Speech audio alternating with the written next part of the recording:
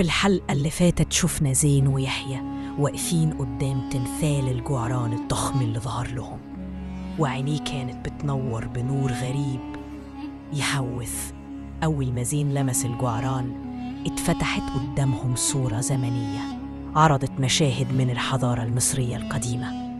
كانوا واقفين مبهورين ومش مصدقين اللي بيشوفوه، وفجأة عين الجعران نورت بشكل مرعب والمكان كله بدأ يتهز.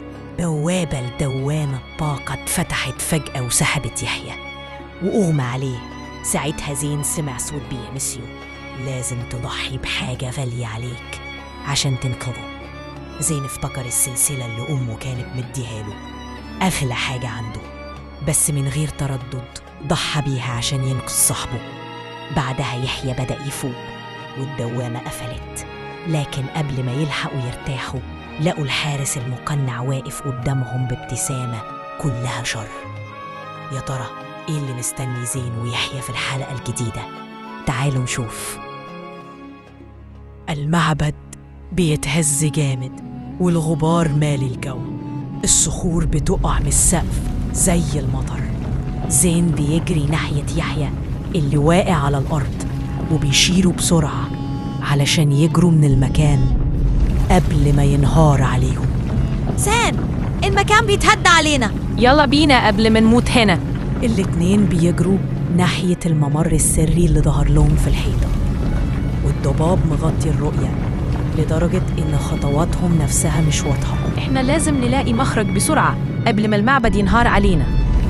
وفجأة شعاع ذهبي بيشق الضباب اللي كان في المكان، جاي من الحيطة اللي وراه.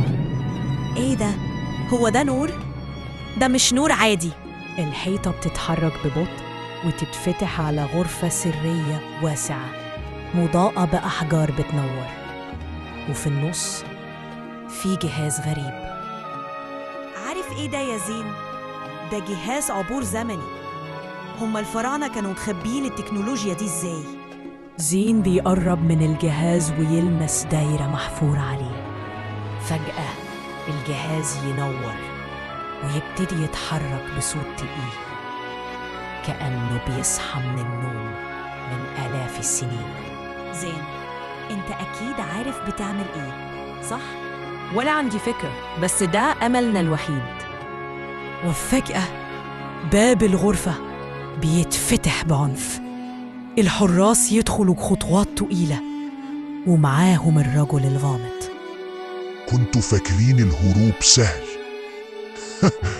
اللي دخل الزمن بتاعنا مش لازم يطلع منه.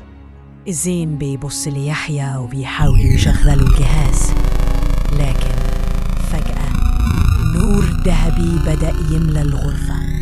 الجهاز بيتهز جامد، صوته بدأ يعلى، ولكن الجهاز بيتكسر وزين ويحيى يكونوا في حالة صدمة من اللي حصل. دي كانت آخر فرصة ليهم علشان يرجعوا لزمنهم. يا ترى إيه اللي هيحصل ليهم في الحلقة اللي جاية؟ وهل هيبقى في طريقة تانية يقدروا يرجعوا بيها لزمنهم؟ استنونا في الحلقة اللي جاية، وما تنسوش تعملوا سبسكرايب وتفعلوا الجرس عشان يوصلكم كل الجديد.